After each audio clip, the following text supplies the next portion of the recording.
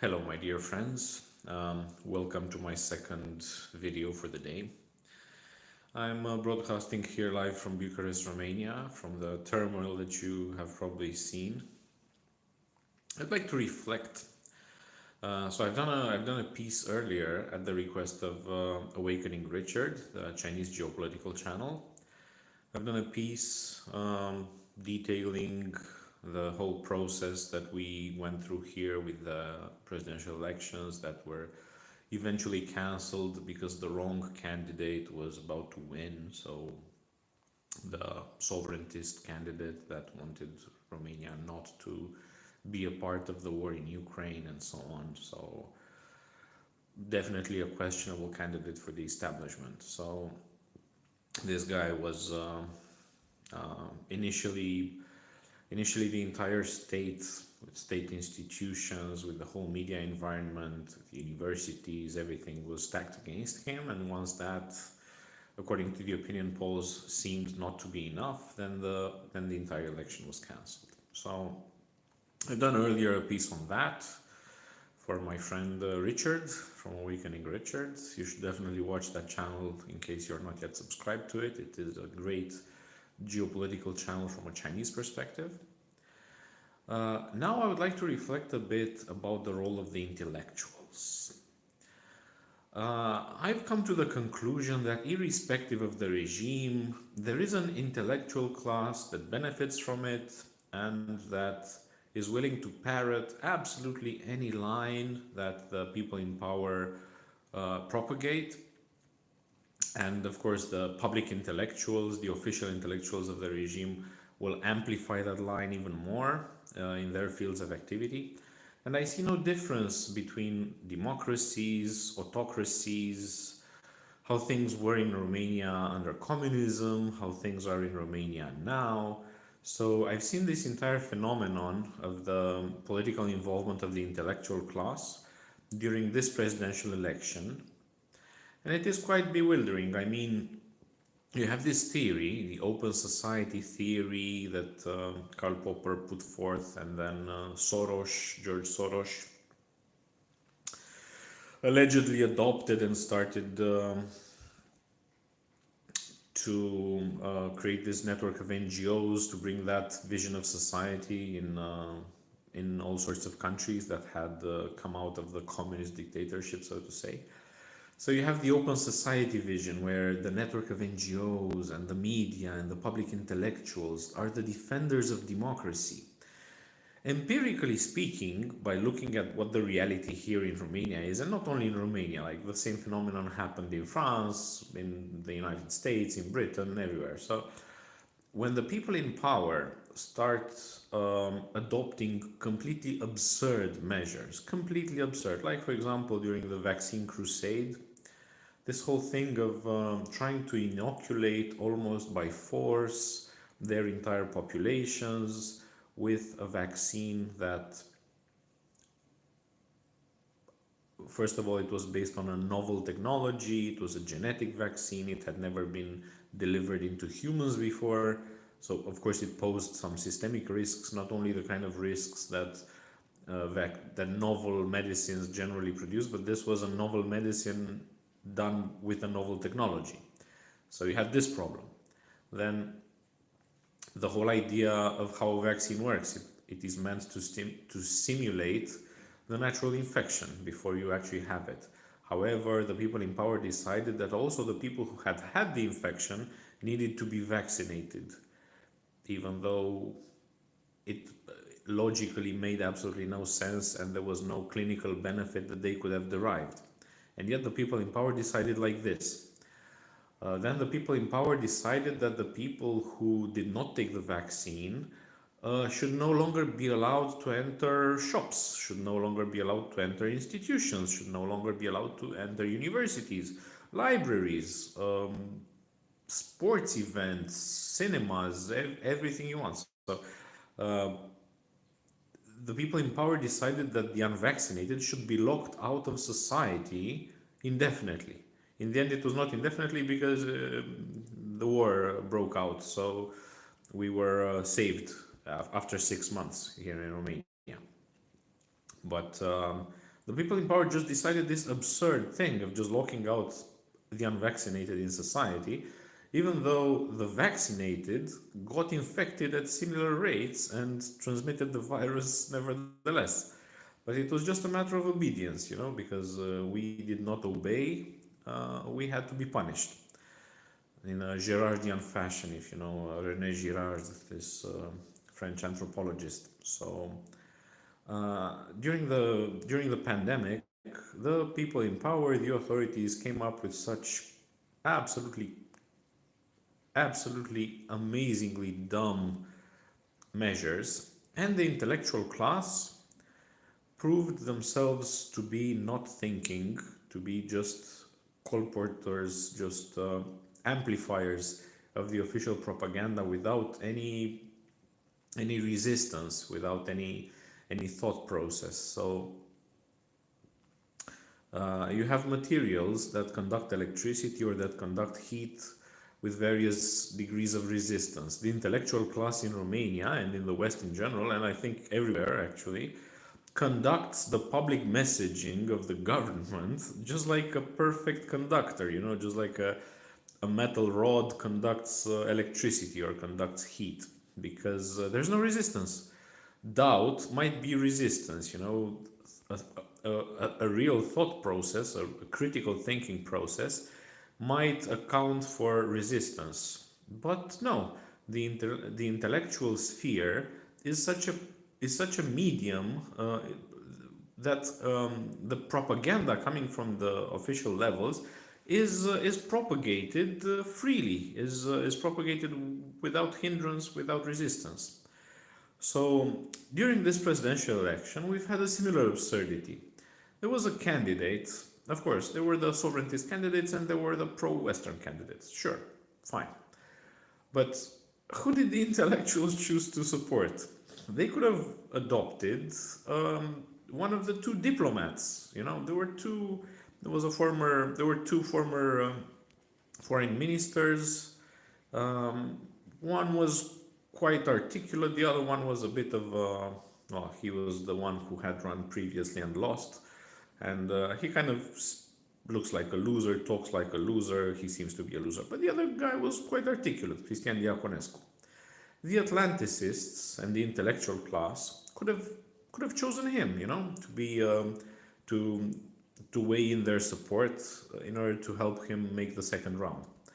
However, they did not choose him. They chose the most illiterate, dumb, the most unprepared person for this position. Perhaps the second least prepared person for this position after Sebastian Popescu, who was a guy who had a pet shop and who just said that he was running for president in order to have who to vote for. So after Sebastian Popescu, probably Elena Lasconi was the second most unprepared person for this position.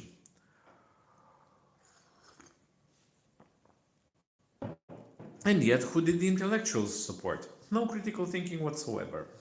They did not think of the fact that she was dumb as a rock. They did not take into account the fact that she didn't know anything about the international institutions and about the role of the president. So, as she proved during the debates, during the interviews from before the first round, she was completely clueless about everything. And she could not answer basic questions, and she would just compensate by laughing hysterically, trying probably to imitate the campaign of Kamala Harris, to imitate the losing campaign. So, yeah, and subsequently, the intellectual class, after it became apparent that the second round would be fought between Elena Lasconi and the sovereigntist candidate, of course, they continued their support for Elena Lasconi, but also they saw no problem, no problem regarding democracy, with the fact that the whole state apparatus and the whole media space and state institutions and secret services and everything wedged their support for Elena Lasconi. So they did not consider a level playing field to be a prerequisite for democracy. They did not consider that the electoral campaign should be carried out in a neutral fashion without state involvement. On Thursday, it became apparent that the election is being rigged in favor of Elena Lasconi, because once you have the state apparatus coming forth and saying everybody who votes for Călin Georgescu is a traitor and Călin Georgescu is an agent of Russia, then of course you cannot talk about free and fair elections anymore. However, the intellectual class applauded this. They were delighted that their candidate would win, even though the opinion polls showed otherwise, and that's why the election had to be cancelled finally. And now the intellectuals are like, even though this is by all means and measures a coup, so you the the constitutional court comes forth and cancels the election just because it was about to be won by a non-systemic candidate, a candidate not approved by the system.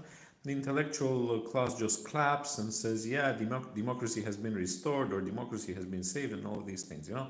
So no thinking whatsoever, no critical thinking, no judgment whatsoever, no agency, basically. They are just clappers. The intellectuals of this country, the university professors and so on, they're just clappers for the system. If tomorrow the system comes and says everybody has to stick a cucumber up their ass, they come and defend this and the whole rhetoric behind it. Whoever doesn't stick a cucumber up his ass is illiterate, he's uneducated. We are so fortunate to be intellectuals, we are so fortunate to be the enlightened ones who understand the science behind sticking a cucumber up your ass, and so on and so forth. This is the Romanian intellectual class, and I think the intellectual class everywhere, because becoming a public intellectual is an exercise of conformity, of lifelong conformity. First of all, you go through the process of education. The higher your grades, the higher your degree of conformity. If you go on to attain higher degrees, then you must have had an even stronger conformity than your peers to basically venerate the authorities of the field that you're having your PhD in, to venerate the canons and so on. And after you have your PhD and you obtain your university position, then of course, in order to continue to be a respectable intellectual, you have to stick to the party line, to adhere to the party line. And if you want to become a public intellectual, so one that is interviewed by the newspapers and so on, you have to go the extra mile and start propagating in your field, in your area, towards your students, towards your audience. You have to propagate, to explain the measures taken by the authorities, not only to support them, but also to try to instigate people to follow them, to explain from the point of view of your field why whoever follows those indications is intelligent and educated, and why those who do not follow are just barbarians, imbeciles, and so on. So this is where we are. I don't think the intellectual landscape here in Romania is different from that in Russia or in China. The sole difference is that dissenters, even though they don't carry much weight, are not, or it used to be that the dissenters were not arrested. Now, this morning we have some process of arrests being made among the dissenters, or they are being called to the police stations. I hope this will not go very far, but in case it goes, we will just become a mirror image of the regimes that we allegedly hate and we allegedly try to differentiate ourselves from. So, according to the Romanian intellectual class, the perfect Romanian political landscape would be one with the Liberal Party in the center, posing as the United Russia in Russia. So the Russian political landscape has three parties. You have United Russia, the big statist party in the center. Towards the left, you have the communists who uphold the same line, only they want more social protection. And on the right, you have the Liberal Democrats who uphold the same right, however, they are more radical, you know. And what the intellectual class in Romania would want the Romanian political landscape to be is exactly the same. So, to have the big center party, the big statist party, in Romania's case, it would be the National Liberals, to be the establishment party. And on the left, to have the Social Democrats who want exactly the same thing, just with more social protection. And on the right, to have the USR, the, how would you call them, the Save Romanianists, who want the same thing as the liberals, only that they're more radical. They have a speech like, okay, who doesn't want the same thing with us should be jailed, and just like Zhirinovsky's party in Russia. This is USR in Romania. The sole difference is that they each align to their national doctrine. So in Russia, it would be sovereigntist. In Russia, Zhirinovsky's party, the Liberal Democrats, would be like, yeah, who is not a patriot should be sent to jail.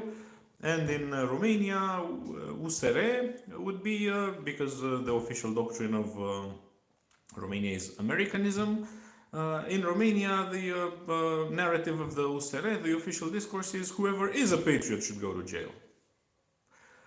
This is what the ideal political spectrum would be for the Romanian intellectuals.